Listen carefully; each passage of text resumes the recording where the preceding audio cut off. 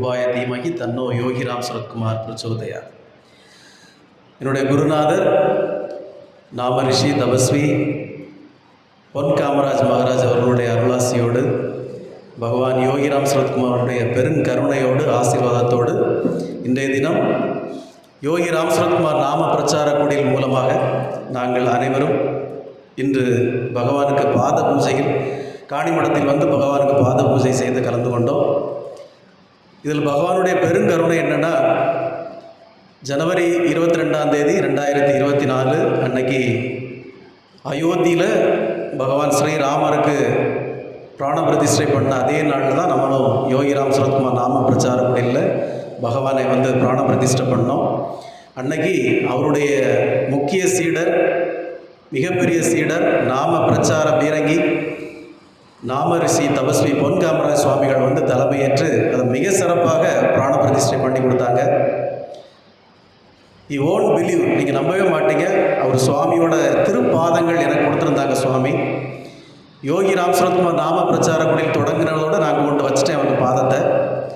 இன்றைக்கி தான் முதல் முறையாக நான் வந்து காணிமடம் போய் ஒரு பாத பூஜை பண்ணணும் அப்படின்னு சொல்லிட்டு அந்த திருப்பாதங்களை, பகவானுடைய திருப்பாதங்களை எடுத்துகிட்டு வந்தேன். அவருடைய உற்சவ மூர்த்தியும் எடுத்துகிட்டு வந்தேன்.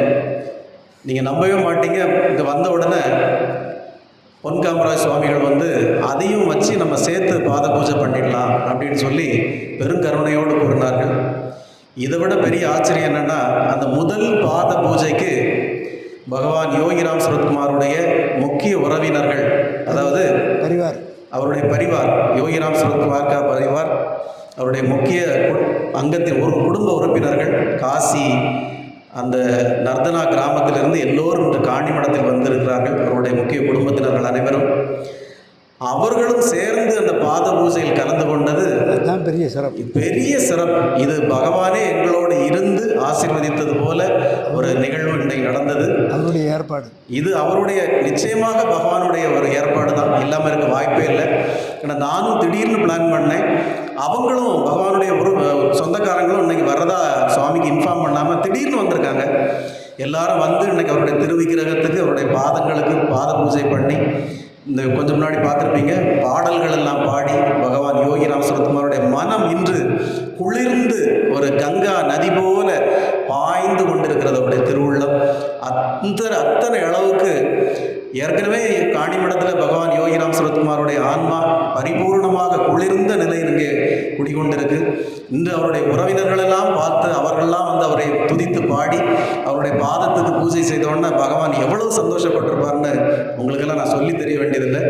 அவளுடைய பெரும் கருணையாளர், பிரபஞ்ச பரோபகாரி பகவான் யோகிராம் சரத்குமார் காணிமடம் மந்திராலயத்தில் பரிபூரணமாக ஆத்மார்த்தமாக குடிகொண்டு எல்லாருக்கும் அருள் பாலிக்கிறார்.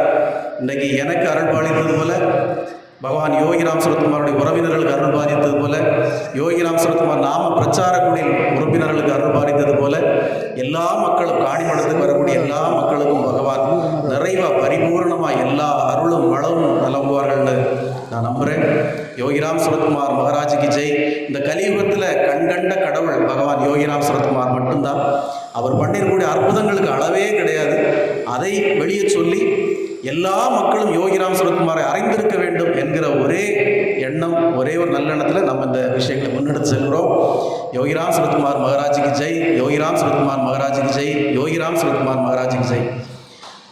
என்னுடைய குருநாதர் தபஸ்வி சுவாமி பொன் காமராஜ் சுவாமிகள் மகாராஜ் சுவாமிகள் கேட்டுக்கொண்டதற்காக யோகிராம் சரத்குமாரை பற்றி நான் ஒரே ஒரு பாடல் பாடி என்னுடைய இதை முடிச்சுக்கிறேன். அதுதான் செல்வராஜ் அப்படியே எடு, கேமரா கரெக்டாக இருக்குமா? இருந்தால்